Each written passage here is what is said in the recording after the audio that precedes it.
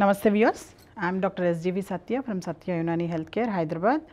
మన customer care number వచ్చేసి 8074868274. ఈ నెంబర్కి మీకు యునాని వైద్యంలో ఎటువంటి సలహాలు సంప్రదింపులు కావాలన్నా మీరు దానిలో వాట్సాప్ మెసేజ్ కానీ లేదంటే కనుక ఫోన్ కానీ చేయొచ్చు.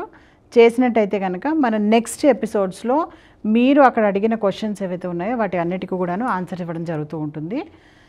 సో ఈరోజు మన కంటిన్యూషన్ టాపిక్, లాస్ట్ టైం మనము లివర్ డిసీజెస్ గురించి, యునాని మెడిసిన్ గురించి, ఇవన్నీ గురించి కూడా తెలుసుకున్నాం కదా. ఇప్పుడు మనము ఈ ఎపిసోడ్లో అసలు లివర్ యొక్క సిమ్టమ్స్ ఎలా ఉంటాయి డిసీజెస్లో, లేదంటే కనుక ఆ డిసీజెస్లో మనం ఎలా దాని గురించి ఇంకొంచెం పెథాలజీ గురించి తెలుసుకుందాం. అంటే దాని యొక్క విశ్లేషణ అవన్నీ కూడాను డిసీజెస్లో ఎలా ఉంటుంది అన్నది, యునాని వైద్యపరంగా ఎలా ఉంటుంది అన్నది కూడా తెలుసుకుందాం మనం. అయితే ఈరోజు మన ఈ ఎపిసోడ్స్లో మనము జిగర్ అన్న లివరే, కబిద్ అన్న లివరే, యునాని మెడిసిన్లో జిగర్ అన్న, కబిద్ అన్న లేదా లివర్, దీనికి సంబంధించిన డిసీజెస్ ఏవైతే ఉంటాయో వాటిల్లోని సిమ్టమ్స్ని యూజువల్గా యునాని మెడిసిన్లో అలామాత్ అంటాం దాన్ని మనం. దాన్నే సిమ్టమటాలజీ అని ఇంగ్లీష్లో కూడా అంటారు.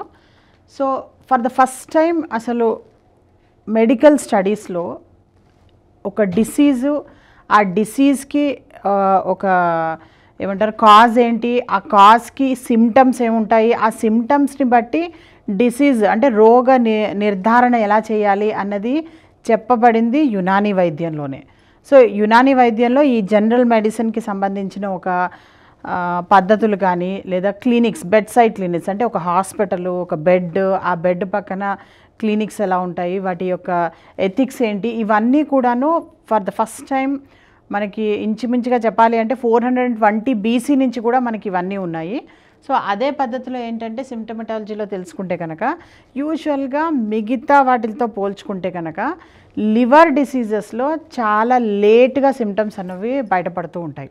అంటే ఎలా అంటే యూజువల్గా హార్ట్ ఉంది, హార్ట్లో ఏంటంటే చాలా ఫాస్ట్గా మీకు సిమ్టమ్స్ అన్నవి అందరికీ అర్థమయ్యేలాగా లేదంటే కనుక తొందరగా బయటపడే అవకాశాలు ఉంటాయి.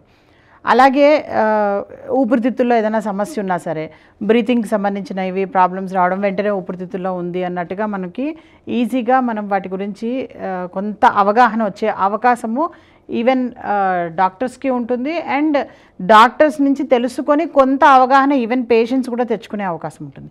కానీ లివర్ దగ్గరకు వచ్చేప్పటికి ఏంటంటే ఈ అవగాహన అన్నది మనము జనరల్ పబ్లిక్లో అవేర్నెస్ క్రియేట్ చేసేంతగా ఉండే అవకాశం కానీ ఉండే ఛాన్సెస్ కూడా చాలా తక్కువగా ఉంటాయన్నమాట. సో దీనికి ఏంటంటే ముఖ్యంగా pain and tenderness over the liver, అంటే లివర్ పైన ఏదైతే నొప్పి రావడం కానీ లివర్ ఉండే ప్లేస్లో, అంటే యూజువల్గా మన లివర్ ఏదైతే బాడీలో రైట్ సైడ్లో ఎక్కువగా మనకి largest part of the liver అంతా కూడాను రైట్ సైడ్లో ఉంటుంది. సో అందుకని రైట్ సైడ్లో ఎక్కువగా పెయిన్ వచ్చే అవకాశాలు ఎక్కువగా ఉంటాయన్నమాట.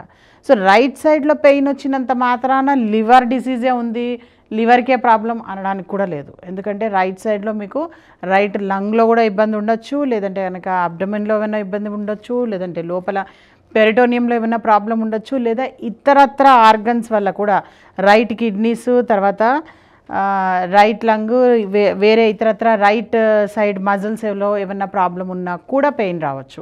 సో ఆ డిఫరెన్సియేషన్ అన్నది, ఆ డిఫరెన్షియల్ డయాగ్నోసిస్ అన్నది కేవలం డాక్టర్స్ మాత్రమే చేయగలరు. కాబట్టి ఎప్పుడైనా సరే మీకు ఎక్కడైనా పెయిన్ వస్తోంది అంటేనే చాలు, మీ బాడీ మీకు ఒక ఇండికేషన్ ఇస్తుంది అనమాట. సో ఇక్కడ ఏదో ప్రాబ్లం ఉంది, కమాన్ గో అండ్ సర్చ్ అని. ఎలా అయితే ఎక్కడైనా మీరు కంపెనీస్లో కానీ హాస్పిటల్స్లో కానీ ఎక్కడైనా కానీ ఒక ఫైర్ అలారం సిస్టమ్ పెడతారు చూసారా, అది కుయ్యి మోగంగానే వెళ్ళి వెతుక్కుంటారు ఫైర్ ఎక్కడ ఉంది అని చెప్పి. అలాగే మన బాడీలో ఎక్కడైనా సరే ఒక పెయిన్ వస్తుంది అంటే చాలు వెంటనే దానిపైన మీరు మీ కంప్లీట్ ఫోకస్ పెట్టి ఆ పెయిన్ తగ్గేంత వరకు దానిపైన వర్కౌట్ చేయాలి. అంటే దాని అర్థం పెయిన్ కిల్లర్స్ వేసుకొని పెయిన్ తగ్గించమని కాదు. పెయిన్ కిల్లర్స్ వేసుకొని పెయిన్ తగ్గించడం అంటే దాని మీనింగ్ ఎలా ఉంటుంది అంటే, ఇప్పుడు ఫర్ సపోజ్ ఇప్పుడు లివర్లో పెయిన్ వస్తుంది అనుకోండి, పెయిన్ వస్తూ ఉంటే కనుక లివర్ నుంచి బ్రెయిన్కి ఒక ఇంపల్స్ వెళ్తూ ఉంటుంది అనమాట. ఇక్కడ సమ్ ప్రాబ్లం ఉంది, కమాన్ దాన్ని చూసుకోండి అని చెప్పే ఆ ఇంపల్స్ ఏదైతే ఉందో దానివల్ల పెయిన్ అని మీకు తెలుస్తుంది. సో ఈ వెళ్తున్న ఇంపల్స్ ఏదైతే ఉందో, ఇప్పుడు ఎలా అయితే అలారం మోగుతోంది అంటే ఫైర్ అలారము, ఆ అలారం తీగ కట్ చేసి వచ్చి కూర్చుంటే కనుక తగ్గిపోయింది, ఆగిపోయింది అనుకోవడం ఎంత మన ఫులిష్నెస్సో, అలాగే ఈ పెయిన్ వచ్చినప్పుడు కూడాను పెయిన్ కిల్లర్ వేసి దాన్ని కట్ చేయడం అన్నది కూడా అంతే ఫులిష్నెస్. సో ఏంటంటే ఆర్గన్ నుంచి బ్రెయిన్కి ఏదైతే మీకు ఇంపల్స్ వెళ్తుందో, ఇక్కడ ప్రాబ్లం ఉంది అని చెప్పే ఓ పద్ధతి, ఒక ప్రక్రియ ఏదైతే ఉందో దాని ఇంపల్స్ని మీరు కట్ చేసి వచ్చి కూర్చుంటున్నట్లు లెక్క అనమాట. సో దానివల్ల మనకి ఏమి లాభం ఉండదు. అలా కాకుండా ఆ పెయిన్ దేనివల్ల వస్తుంది అన్నది దానిపైన వర్కౌట్ చేసి ఆ రూట్ కాజ్ ఏదైతే ఉందో దాన్ని కనుక కంప్లీట్గా తీసేసినట్టయితే కనుక మనకి ఈ పెయిన్, టెండర్నెస్ ఇవన్నీ కూడా తగ్గుతాయి అన్నమాట. తర్వాత రెండో థింగ్ ఏంటంటే జాండిస్ వల్ల కూడాను మనకి ఇది లివర్ ఇష్యూస్, లివర్ ప్రాబ్లమ్స్ అని మనము ఈజీగా గుర్తించవచ్చు. అండ్ ఈ జాండిస్లో ముఖ్యంగా ఏంటంటే అబ్స్ట్రక్టివ్ జాండిస్ ఏదైతే ఉంటుందో, అంటే లివర్లో ఒక అబ్స్ట్రక్షన్ వల్ల ఏదైతే జాండిస్ వస్తుందో దాని గురించి మనం తెలుసుకోవాలి అంటే కనుక ముఖ్యంగా ఏంటంటే 4 పార్ట్స్గా మనం దాన్ని 4 వేస్గా దాన్ని మనం అర్థం చేసుకోవచ్చు అన్నట్టు. మొదటి వే ఏంటంటే ఫారిన్ బాడీలోకి ఏదైనా ఒక బయట నుంచి ఒక సబ్స్టెన్స్ అన్నది లోపలికి వెళ్ళినట్టయితే కనుక అది ఒక మైక్రో ఆర్గానిజం కావచ్చు, ఒక పారాసైట్ కావచ్చు, లేదా ఏదైనా ఒక పాయిజన్ కావచ్చు, ఒక కెమికల్ కావచ్చు, ఎనీ ఫారిన్ బాడీ లోపలికి వెళ్ళి అది కనుక డిస్టర్బ్ చేసి అబ్స్ట్రక్షన్ క్రియేట్ చేస్తే కనుక లివర్ అండ్ బైలియరీ సిస్టంలో హెపాటో బైలియరీ సిస్టమ్ అని కూడా ఒకటి ఉంటుంది, అది మనం నెక్స్ట్ ఎపిసోడ్స్లో తెలుసుకుందాము. సో దాంట్లో కనుక ఎనీ అబ్స్ట్రక్షన్ వస్తే కనుక అప్పుడు కూడాను లివర్లో డిసీజెస్ వచ్చే అవకాశం ఉంటుంది, లేదంటే కనుక అబ్స్ట్రక్టివ్ జాండిస్ వచ్చే అవకాశాలు ఉంటాయి. రెండో వేస్ ఏంటంటే ఇన్ఫ్లమేషన్, అంటే ఎక్కడన్నా ఒక దగ్గర ఒక పుండు పడడము, లేదంటే కనుక అక్కడన్నా ఏదైనా ఈ ఫారిన్ బాడీ అక్కడ డ్యామేజ్ చేసి వెళ్ళిపోయిన తర్వాత కూడాను ఇంకా కంటిన్యూయేషన్ అక్కడ ఒక పుండు కానీ లేదంటే ఏదైనా ఇంజురీ కానీ ఏదైనా క్రియేట్ అయితే కనుక దానివల్ల కూడా అబ్స్ట్రక్షన్ వచ్చే అవకాశాలు ఉంటాయి, దానివల్ల కూడా జాండీస్ వచ్చే అవకాశాలు ఉంటాయి. అలాగే స్ట్రిక్చర్, అంటే ఏదైతే ఆ మొత్తం ట్యూబ్స్ ఉన్నాయో ఆ ట్యూబ్స్లో కనుక ఏదైనా ఇన్ఫెక్షన్ వచ్చినా, లేదా ఆ ట్యూబ్స్లో కనుక ఏదైనా ఒక పుండు పడ్డట్టయితే కనుక అక్కడ అది ఇంక్రీజ్ దీనిలో వెళ్ళినట్టయితే కనుక అప్పుడు కూడా మనకి ఈ స్ట్రిక్చర్ అనేది దాన్నే స్ట్రిక్చర్ అంటాం. అంటే వేస్ కనుక నారో అయిపోతే, ఆ వేస్ కనుక మొత్తం మూసుకుపోతే కనుక దెన్ ఆల్సో అబ్స్ట్రక్షన్ అయ్యే అవకాశాలు ఉంటాయి. అలాగే ట్యూమర్స్, సో ఇలా ట్యూమర్స్ ఏవైతే ఉన్నాయో అది డక్ట్యూల్స్ లోపల కావచ్చు, డక్ట్యూల్స్ బయట కావచ్చు, లేదా ఎనీ ఆర్గన్లో ఉండొచ్చు. ఇలా వీటిల్లో డిఫరెంట్ పార్ట్స్లో ఉన్న ఈ ట్యూమర్స్ ఏవైనా కానీ వచ్చి లివర్ మీద, లివర్ యొక్క బైలియరీ సిస్టమ్ మీద కూడా అది ఒక దానిపైన ప్రెషర్ పెట్టే అవకాశాలు ఉంటాయన్నమాట. ఇలా జరిగినప్పుడు కూడా మనకి అబ్స్ట్రక్టివ్ జాండిస్ వచ్చే అవకాశాలు ఎక్కువగా ఉంటాయి.